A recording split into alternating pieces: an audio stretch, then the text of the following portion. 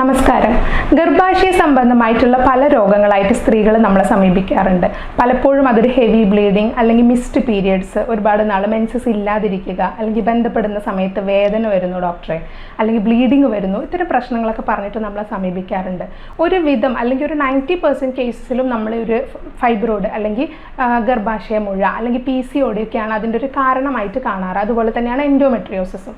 പക്ഷേ ചില കേസിലെങ്കിലും നമ്മൾ പോളിപ്പ് എന്നൊരവസ്ഥ കാണാറുണ്ട്. ദശ, അത് നമ്മുടെ യൂട്രസിൻ്റെ ഉള്ളിൽ ഏത് ഭാഗത്തും വരാം, അതുപോലെ ഓപ്പണിംഗ് ആയ സെർവിക്സിലും വരാം. അപ്പം നമുക്കിന്ന് യൂട്രൈൻ പോളിപ്പ് എന്താണ്, അല്ലെങ്കിൽ സെർവിക്കൽ പോളിപ്പ് എന്താണെന്നും അത് എങ്ങനെ നമുക്ക് മനസ്സിലാക്കാം, എന്തൊക്കെയാണ് അതിൻ്റെ ലക്ഷണങ്ങൾ, നമ്മൾ അതിന് ശ്രദ്ധിക്കേണ്ട കാര്യങ്ങൾ എന്തൊക്കെയാണെന്നൊന്ന് നോക്കാം. നമ്മുടെ ഗർഭപാത്രത്തിന് ഉള്ളിലെ ലൈനിങ്ങിൽ വരുന്ന ഒരു ഫിംഗർ ലൈക്ക് പ്രൊജക്ഷൻ, ഒരു വിരലിങ്ങനെ നീട്ടി വെച്ച പോലെ ഉണ്ടാവും. അല്ലെങ്കിൽ ഒരു സ്റ്റോക്ക് വന്നിട്ട് ഇപ്പം നമ്മളൊരു പൂവ് എങ്ങനെ ഇരിക്കും, അതിനൊരു തണ്ട് ഉണ്ടാവും, എന്നിട്ടൊരു പൂവ് അല്ലെങ്കിൽ ഒരു മൊട്ട് പോലെ വരും. അതുപോലെയാണ് ഈ പോളിപ്പ് ഉണ്ടാവുക. ഒരു സ്റ്റോക്ക് ഉണ്ടാവും, അതിനുശേഷം ഒരു ബൾബ് ലൈക്ക് പ്രൊജക്ഷൻ അല്ലെങ്കിൽ ഒരു ഫിംഗർ പോലെ, ഒരു വിരലിങ്ങനെ നീട്ടി വെച്ച പോലെയൊക്കെ നമ്മുടെ യൂട്രസിനകത്ത് ഉള്ളിലെ ലൈനിങ് ആണ് എൻഡോമെട്രിയം, അതിനകത്ത് വരുന്നതാണ് പോളിപ്പ് എന്ന് പറയുന്നത്. പലപ്പോഴും ചില ആൾക്കാരിൽ ഇതൊരു ലക്ഷണവും കാണിക്കാറില്ല. പക്ഷെ കൂടുതൽ പേരും ലക്ഷണങ്ങളായിട്ട് വരുമ്പോൾ പറയുന്നത് ഇതാണ്: മെൻസസിൻ്റെ ടൈമിൽ ഹെവി ബ്ലീഡിങ് ഉണ്ടാവാറുണ്ട്. നമ്മൾ സെക്ഷൽ കോണ്ടാക്റ്റിന് ശേഷം ബ്ലീഡിങ് വരുന്നുണ്ട്. സെക്ഷൽ കോണ്ടാക്റ്റിന് ശേഷം അമിതമായിട്ടുള്ള വേദന വരുന്നുണ്ട്. അല്ലെങ്കിൽ രണ്ട് ആർത്തവങ്ങൾക്ക് ഇടയിലുള്ള ദിവസങ്ങളിൽ സ്പോട്ടിങ് പോലെ രക്തം പോകുന്നുണ്ട്. ഇത്തരം പ്രശ്നങ്ങളൊക്കെയാണ് കൂടുതലായിട്ടും ഈ സെർവിക്കൽ പോളിപ്പ് അല്ലെങ്കിൽ യൂട്രസിനകത്ത് പോളിപ്പ് ഉള്ളവർ പറയുന്ന ലക്ഷണങ്ങൾ. കൂടുതലായിട്ടും ഇത് വരുന്നത് 20 വയസ്സിന് താഴെയുള്ള കുട്ടികളിൽ നമ്മൾ സെർവിക്കൽ പോളിപ്പ് അല്ലെങ്കിൽ യൂട്രസിൻ്റെ പോളിപ്പ് ഒന്നും കാണാറില്ല. പക്ഷേ ഒരു 40 to 50 അല്ലെങ്കിൽ 50 to 60 ഈ ഒരു ഏജിലാണ് നമ്മൾ കൂടുതലായിട്ടും പോളിപ്സ് കാണുന്നത്. കാരണം ഈസ്ട്രജൻ്റെ സർക്കുലേഷനുമായിട്ട് ചെറിയൊരു ബന്ധമുണ്ട് ഈ പോളിപ്പിൻ്റെ ഡെവലപ്മെൻറ്റിന്. പെരിമെനപ്പോസൽ ഏജ് അഥവാ ഒരു മെൻസസ് തീരാറായ സമയം അല്ലെങ്കിൽ മെൻസസ് നിന്ന സ്ത്രീകൾ, മെനപ്പോസ് ആയ സ്ത്രീകളിലാണ് കൂടുതലും പോളിപ്പ് വരുന്നത്. ഇത്തരം പോളിപ്പുകളാണ് നമ്മൾ ശ്രദ്ധിക്കേണ്ടത്. കുറച്ച് യങ് ആയിട്ടുള്ളവർക്ക് വളരെ അപൂർവമായിട്ടാണ് വരുന്നത്. പക്ഷേ അങ്ങനെയുള്ളവർക്ക് വരുമ്പോൾ അത് വലിയ കോംപ്ലിക്കേഷനിലേക്കൊന്നും നയിക്കാറില്ല. പക്ഷേ കൂടുതൽ വരുന്നതും പെരിമെനപ്പോസ് അല്ലെങ്കിൽ മെനപ്പോസ് കഴിഞ്ഞ സ്ത്രീകളിൽ ചിലർക്കെങ്കിലും ഒരു 2% കേസസിനെങ്കിലും ഇത് ഭാവിയിൽ ഒരു സെർവിക്കൽ ക്യാൻസർ അല്ലെങ്കിൽ യൂട്രസിലൊരു ക്യാൻസറിലേക്കുള്ള സാധ്യത കാണാറുണ്ട്. അപ്പോൾ അതിനൊക്കെയുള്ള ടെസ്റ്റുകൾ നമുക്ക് മുന്നോടിയായിട്ട് തന്നെ ഉണ്ട്. അത് ആദ്യം ചെയ്തു കഴിഞ്ഞാൽ നമുക്ക് പിന്നെ ഓക്കെയാണ്. സാധാരണ രീതിയിൽ ചെറിയ സൈസുള്ള ഫൈബ്രോയിഡൊന്നും ട്രീറ്റ്മെൻറ്റ് എടുക്കേണ്ട ആവശ്യമില്ല. പക്ഷേ നമ്മളൊന്ന് അനലൈസ് ചെയ്യണം, അത് ക്യാൻസർ അല്ല എന്നുള്ളത് ആദ്യം ഒന്ന് അറിഞ്ഞു കഴിഞ്ഞാൽ പിന്നെ ചിലപ്പോൾ അതിന് ട്രീറ്റ്മെൻറ്റ് എടുക്കേണ്ടി വരാറില്ല. പലപ്പോഴും വലിയ തരം പോളിപ്പുകളൊക്കെ ഉണ്ടാകുമ്പോൾ നമ്മൾ അതിന് ട്രീറ്റ്മെൻറ്റ് എടുക്കണം. ഒരുപാട് പേർക്ക് പോളിപ്പുള്ള ആൾക്കാരിൽ ഇൻഫെർട്ടിലിറ്റി അഥവാ കുട്ടികളില്ലാത്തൊരവസ്ഥ കാണാറുണ്ട്. അത്തരം കേസുകൾ വരുമ്പോഴൊക്കെയാണ് നമ്മൾ കാര്യമായിട്ട് ഈ ഒരു പോളിപ്പിന് ട്രീറ്റ്മെൻറ്റ് എടുക്കേണ്ടത്.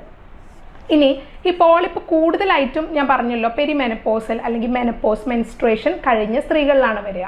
അതുപോലെ തന്നെ ഇതിന് സാധ്യതയുള്ള വേറെ 2 വിഭാഗക്കാരെന്ന് പറയുന്നത്, ഒന്ന് ഒബീസിറ്റി, അമിതമായിട്ട് വണ്ണമുള്ള ആൾക്കാർ, രണ്ടാമതായിട്ട് ബ്ലഡ് പ്രഷർ കൂടി നിൽക്കുന്ന ആൾക്കാർ. ഇത്തരക്കാരിലും പോളിപ്പിൻ്റെ ഡെവലപ്മെൻറ്റ് കാണാറുണ്ട്. ഇനി നമ്മളിത് എങ്ങനെയാണ് അനലൈസ് ചെയ്യുക, എങ്ങനെയാണ് നമ്മൾ പോളിപ്പ് ഉണ്ടെന്നറിയുക? ആദ്യത്തേത് സോണോഗ്രഫി, അതായത് USG. നമുക്ക് അബ്ഡോമൻ USG ചെയ്യുന്നതിലേറെ നല്ലത് ട്രാൻസ്വജൈനലാണ്. അതായത് വജൈനയുടെ ഉള്ളിൽ കൂടെ സ്കാൻ എടുത്ത് നോക്കുക, പോളിപ്പ് ഉണ്ടെങ്കിൽ കൃത്യമായിട്ട് കാണാൻ പറ്റും. പിന്നെ ഹിസ്ട്രോസോണോഗ്രഫി ചെയ്യാം. ഹിസ്ട്രോസോണോഗ്രഫി എന്ന് പറഞ്ഞാലും സലൈൻ ഇൻഫ്യൂസ് ചെയ്തതിന് ശേഷം അതിൻ്റെ ഉള്ളിലൊക്കെ ഒന്ന് വിഷ്വലൈസ് ചെയ്ത് പോളിപ്പ് കണ്ടുപിടിക്കുന്ന ടെക്നിക്കാണ്. അതുകൂടാതെ തന്നെ നമുക്ക് ബയോപ്സി ചെയ്യാൻ പല ഡോക്ടേഴ്സും ബയോപ്സിക്ക് വിടാറുണ്ട്. ഈ ബയോപ്സി ചെറിയൊരു ടിഷ്യൂ പീസ് എടുത്തതിന് ശേഷം അത് നമ്മൾ ടെസ്റ്റിന് വിടും. അതിൽ നിന്ന് നമുക്കിത് ക്യാൻസർ അല്ല എന്ന് ഉറപ്പ് വരുത്താം. അപ്പോൾ ക്യാൻസർ അല്ല എന്ന് ഉറപ്പായി കഴിഞ്ഞാൽ ചെറിയ പോളിപ്പുകൾക്ക് നമുക്ക് ട്രീറ്റ്മെൻറ്റ് എടുക്കേണ്ടി വരില്ല. പക്ഷേ കുറച്ച് സൈസ് കൂടുതലാണ്. ഞാൻ നേരത്തെ പറഞ്ഞ പോലെ യങ്ങായ ആൾക്കാരിലൊക്കെ ആണെന്നുണ്ടെങ്കിൽ കുട്ടികൾ ഉണ്ടാവാൻ പ്രയാസമുണ്ട്, അല്ലെങ്കിൽ ബ്ലീഡിങ്ങിൻ്റെ പ്രശ്നം നിരന്തരമായിട്ട് ബുദ്ധിമുട്ടിക്കുന്നുണ്ട്, അല്ലെങ്കിൽ സെക്ഷൽ കോണ്ടാക്റ്റിൽ ഏർപ്പെടാൻ കഴിയുന്നില്ല, പെയിൻ വരുവാണ്, അല്ലെങ്കിൽ ബ്ലീഡിങ് വരുവാണ്. ഇത്തരം കേസിലൊക്കെ നമ്മളിത് കാര്യമായിട്ട് എടുത്ത് ട്രീറ്റ്മെൻറ്റ് എടുത്ത് മുന്നോട്ട് പോകേണ്ടതാണ്.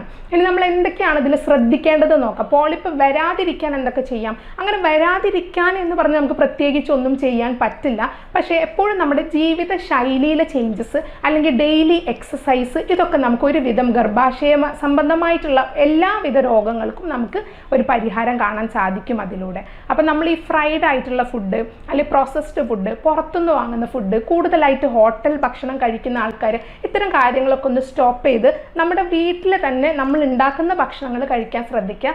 അതിൽ തന്നെ പ്രോസസ്ഡ് ആയിട്ടുള്ള ഭക്ഷണങ്ങൾ ഞാൻ നേരത്തെ പറഞ്ഞ പോലെ ഒഴിവാക്കിക്കൊണ്ട് റെഡ് മീറ്റിൻ്റെ അളവ് ലേശം കുറച്ചുകൊണ്ട് മുന്നോട്ട് പോവുക.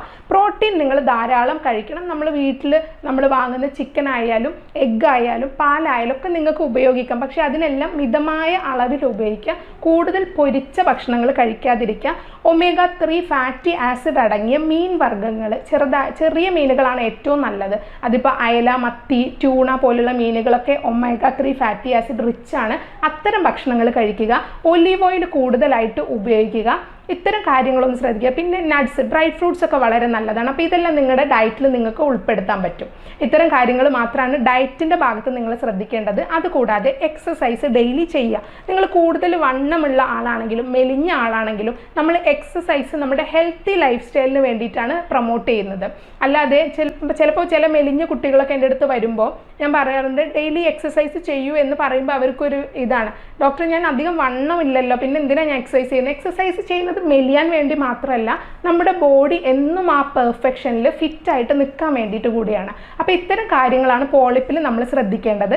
അതുകൂടാതെ ഹോമിയോപ്പതിയിൽ പോളിപ്പിന് ഫലപ്രദമായ ട്രീറ്റ്മെൻറ്റ് ഉണ്ട്.